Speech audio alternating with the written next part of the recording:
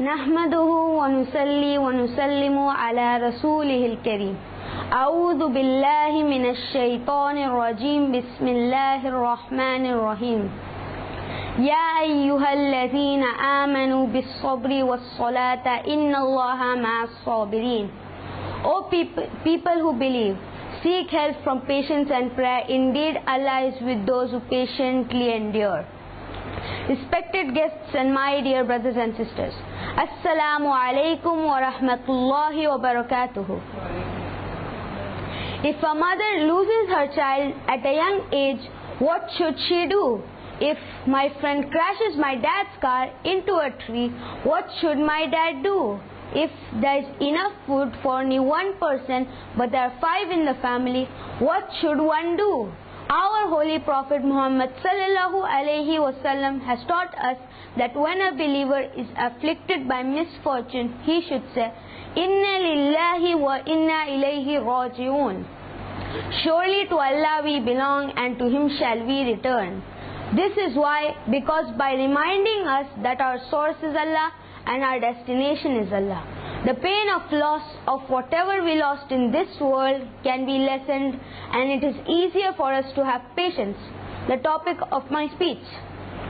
The verse that I recited earlier initially contains a golden principle of success. A Muslim should patiently persevere his endeavors and never lose heart, at the same time realizing that Allah Almighty is with those who are patient. It is worth pondering that Allah Almighty does not say in the Holy Quran that He is with those who fast, who pray, or give zakat, or those who do the Hajj, but He Almighty is with those who are patient. So if you have shed a single tear in pain and stayed patient, Allah Almighty rewards this by granting you His spiritual company.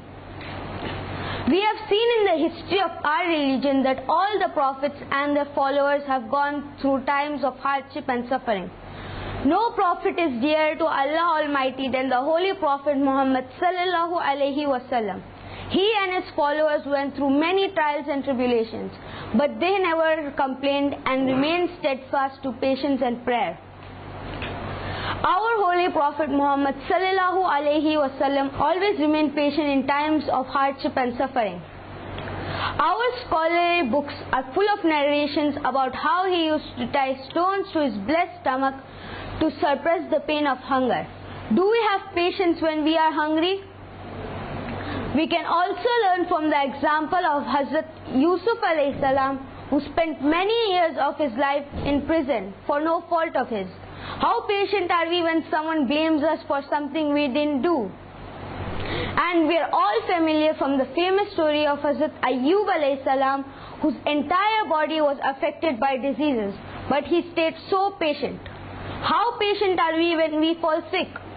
The result of patience is that Allah Almighty gives us something better. When Hazrat Salma radiyallahu anhu's husband died, she said, Inna lillahi wa inna ilayhi raji'un, and asked Allah subhanahu wa ta'ala to bless her with something better. Do you know that Allah subhanahu wa ta'ala married her to the Holy Prophet Muhammad sallallahu alayhi wa sallam? Subhanallah. My dear friends, patience is the head of Iman. Do we have even a small drop of patience that our Prophet and his companions had? I am sure no. But why not? Being the ummah of such a patient Prophet, isn't it compulsory for us to follow his sunnah? Why do we become so angry when someone says something we do not like? Why can't we bear it? Why? Let us try to think about it. Let us try to be patient and release all our worries and put our trust in Allah, because He does not put a burden more than that of which we can bear if He faces us with any calamity. I shall end my speech with the ayah of the Holy Quran, which shall help us increase our patience. Inshallah. رَبَّنَا أَفْرِغْ عَلَيْنَا صَبْرًا وَثَبِّتْ أَقْدَامَنَا وَانْصُرْنَا عَلَى الْقَوْمِ الْكَافِرِينَ. Remember, the flower of patience blooms in every season if you sow its seeds. But if you don't, it won't even bloom in spring either.